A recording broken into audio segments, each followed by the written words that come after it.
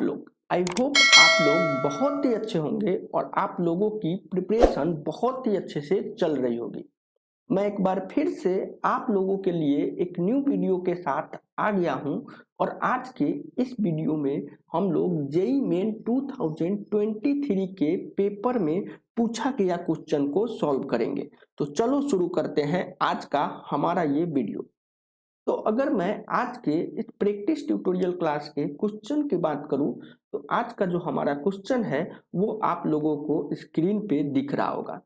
ये जो क्वेश्चन है ये जेईई मेन 2023 के पेपर में पूछा गया था और ये बहुत ही इजी क्वेश्चन था। ये पेपर का सबसे इजी क्वेश्चन था, बस इसमें थोड़ा सा कैलकुलेशन है, बट ये क्वेश्चन बहुत इजी है। ये परमुटेशन एंड कॉम्बिनेशन चैप्टर से है। यहाँ पे इस क्वेश्चन में एक इक्वेशन दिया हुआ है, ये हमें एक इक्वेशन दिया हुआ है। इस इक्वेशन में परमुटेशन एंड कॉम्बिनेशन के कंसेप्ट को लगाना है और यहाँ से हमें एन के वैल्यू को कैलकुलेट कर लेना है और फाइनली हमें इस क्वेश्चन में इस एक्सप्रेशन को कैलकुलेट करना है। तो जैसे ही यहाँ से इस इक्वेशन से n के वैल्यू को कैलकुलेट करेंगे, इस एक्सप्रेशन में पुट करके इस एक्सप्रेशन के फाइनल वैल्यू को हमें कैलकुलेट करना है।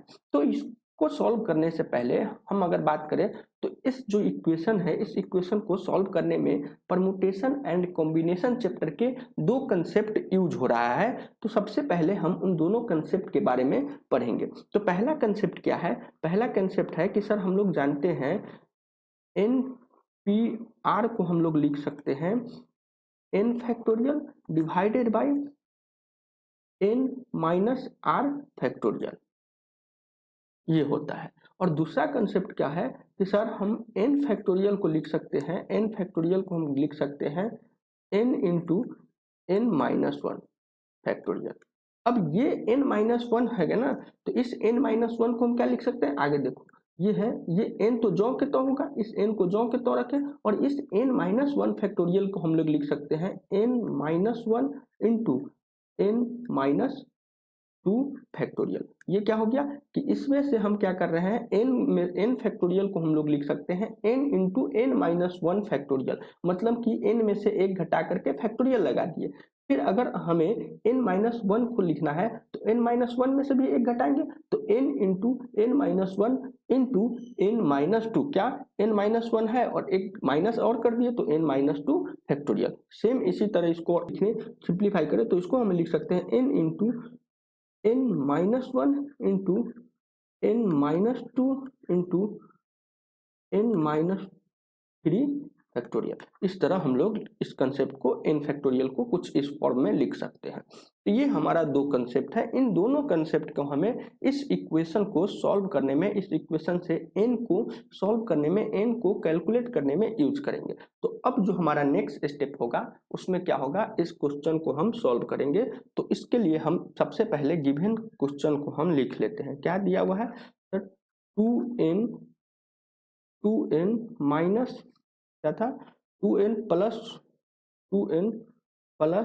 One P N minus one divided by two N minus one P N is equal to 11 divided by 21। ये हमें इक्वेशन दिया था, ये इक्वेशन दिया था। अब क्या करना है, अब क्या करना है, हमें इस इक्वेशन को सिंप्लीफाई करने के लिए कंसेप्ट नंबर फर्स्ट को यूज करना है। एन पी आर को हम लिख सकते हैं N factorial divided by N minus R factorial, but यहाँ एन की जगह क्या है, टू एन प्लस वन है और आर की जगह है एन माइनस वन। तो नोमिनेटर में जो है उसको हम यहाँ पे लिख सकते हैं two N plus one factorial और ये divided by two N plus one minus N minus one और ये ओवरऑल फैक्टोरियल, ये हो गया। और ये 11 डिवाइडेड बाई 21 ज्यों के त्यों है। अब क्या करेंगे, ये जो डिनोमिनेटर में हम इसको इस साइड लिख करके ब्रेक कर दे रहे हैं, तो ये क्या बनेगा, two N minus one factorial divided by two N minus one और ये क्या है, आर की जगह पे यहाँ पे एन है तो माइनस एन फैक्टोरियल, ये हो गया, ये जो के तो है। अब इसको हम सिंप्लीफाई कर लेते हैं। तो देखो 2n+1 फैक्टोरियल को हम लोग लिख सकते हैं 2n+1, एक घटा दिए तो बचेगा 2n, एक और घटा दिए बचेगा 2n-1 फैक्टोरियल, ये बच गया। अब डिवाइडेड बाय, इसको सिंप्लीफाई करें तो बचेगा, ये देखो, तो अगर हम सिंप्लीफाई करें तो ये माइनस के साथ निकलेगा -n और 2n, तो ये हो जाएगा n, ये हो जाएगा माइनस माइनस प्लस और ये +2 factorial is equal to 11 divided by 21। अब क्या लिखा हुआ है यहाँ पे 2n-1 फैक्टोरियल ज्यों का त्यों रहेगा और डिवाइडेड बाई क्या हो जाएगा n-1 फैक्टोरियल, ये हो गया।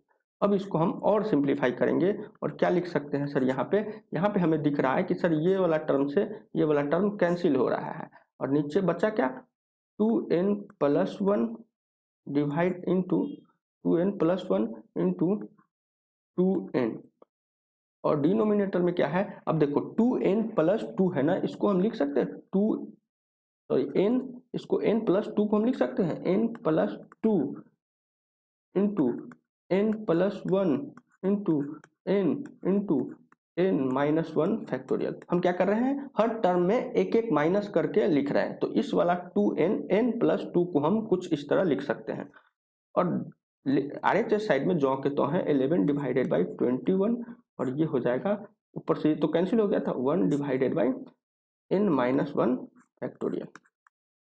अब आप देखोगे तो ये n-1 से n-1 फैक्टोरियल खत्म हो गया। अब ओवरऑल क्या बचा हमारे पास बच गया सर, ये अगर ये 21 एक साइड आ गया और ये देखो एक n से ये एक n गया तो 21 इंटू 2n+1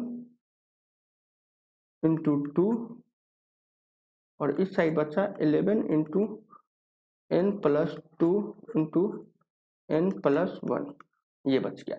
इसको अगर हम और सिंप्लीफाई करें तो क्या बचेगा हमारे पास बच गया सर, हमारे पास बचा 2n+1 divided by n+2 into n+1 is equal to 11 divided by 42। अब इसको अगर हम बिना सिंप्लीफाई किए, बिना कैलकुलेट किए, बिना सॉल्व किए अगर हम यहाँ से n की वैल्यू देखें तो n की वैल्यू अगर नोमिनेटर टर्म में अगर 5 पुट करते तो 5 इंटू 2 10 प्लस 1 11 और नीचे अगर 5 पुट करते तो ये हो जाएगा 7 इंटू 6, तो 7 × 6 हो जाएगा 42, यानी कि यहाँ से हमें दिख रहा है n का वैल्यू 5 आ रहा है। बिना कैलकुलेट किए भी हमें n के वैल्यू पुट कर सकते हैं, n इज इक्वल टू जो हमारा n का वैल्यू यहाँ से आता है, n का जो वैल्यू आता है वो होता है 5। यहाँ से हम लोगों ने ये क्या किया, ऑब्जर्वेशन किया और यहाँ से लिख सकते हैं n की वैल्यू 5, बट इसको हम यहाँ पे सिंप्लीफाई करके लिखेंगे। तो इसको सिंप्लीफाई करने के लिए क्या करते हैं, हमें पता है कि n का वैल्यू यहाँ पे 5 हो गया, क्यों, क्योंकि यहाँ पे हम लोगों ने ऑब्जर्वेशन किया, जैसे ही नोमिनेटर टर्म में हमें 11 दिख रहा है तो n की जगह यहाँ पे 2 पुट करते हैं तो n की जगह अगर 5 पुट करते हैं तो 2 इंटू 5 प्लस 1 11 बन जाएगा और डिनोमिनेटर में भी अगर 5 पुट करते हैं n की जगह तो ये 42 आ जाएगा। तो इस तरह हम ऑब्जर्वेशन करके इसको यहाँ पे 5 कर सकते हैं, बट इसको हमें यहाँ सिंप्लीफाई करना है, तो सिंप्लीफाई करने के लिए क्या लिखेंगे, 42 आ जाएगा, क्रॉस मल्टीप्लाई करेंगे 2n+1 और इस साइड आ जाएगा 11 इंटू n+1 इंटू n+2 और इसको अगर आप सिंप्लीफाई करते हो तो ये बन जाता है, इसको अगर आप सिंप्लीफाई करोगे तो ये बनेगा 11n² minus 51n minus 20 is equal to 0। अब क्या करना है, ये हमें एक क्वाड्रेटिक इक्वेशन है और इस क्वाड्रेटिक इक्वेशन से फर्स्ट इंटू लास्ट लगा करके हमें इसको सॉल्व कर लेना है। तो इसको हम लिख सकते हैं 11n² और इस -51 को हम लिख सकते हैं -55n प्लस 4n माइनस 20 लिख सकते हैं इज इक्वल टू 0। और इसको अगर हम इन दोनों टर्म में से अगर हम 11n को कॉमन ले लिए, 11n को कॉमन ले लिया तो n-5 और इस साइड अगर +4 को हम अगर कॉमन ले लेते हैं तो n-5 इज इक्वल टू 0। क्या बचेगा यहाँ पर, अब क्या करना है, इन दोनों टर्म में से हम n-5 को कॉमन ले रहे हैं, यहाँ से भी क्या आ जाएगा, यहाँ से n-5, यहाँ से हो जाएगा 11n प्लस यहाँ से आ जाएगा 4 इज इक्वल टू 0। तो n का वैल्यू आ गया n इज इक्वल टू 5 और एक n का वैल्यू आ गया n is equal to -4 divided by 11। तो n का वैल्यू नेगेटिव तो हो नहीं सकता है, तो n का एक ही वैल्यू आया n इज इक्वल टू 5। तो हमें यहाँ से कैलकुलेशन करने के बाद भी n का वैल्यू हमें 5 आ गया। अब क्या करना है, हमें इस क्वेश्चन में इस गिवन एक्सप्रेशन को कैलकुलेट करना है। तो n की जगह 5 पुट करो। तो क्या दिया हुआ है, n square plus n plus 15।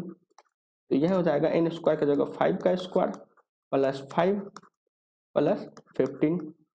तो ये हो जाएगा 45। तो इस क्वेश्चन का जो आंसर आता है वो 45 के बराबर होता है। तो इस तरह हम लोग इस क्वेश्चन को सॉल्व किए। बहुत ही इजी क्वेश्चन था। बस क्या करना था, यहाँ पे ये जो टर्म हमारा जो दिख रहा है, यहाँ पे हम ऑब्जर्वेशन से भी लिख सकते थे n के वैल्यू 5, कैलकुलेशन करने की कोई जरूरत नहीं था। बट अगर आप कैलकुलेशन भी करोगे तो यहाँ पे n की वैल्यू 5 ही आता है। तो ओवरऑल इस क्वेश्चन का आंसर हो जाएगा 45। तो आज के लिए इतना ही। Thank you so much.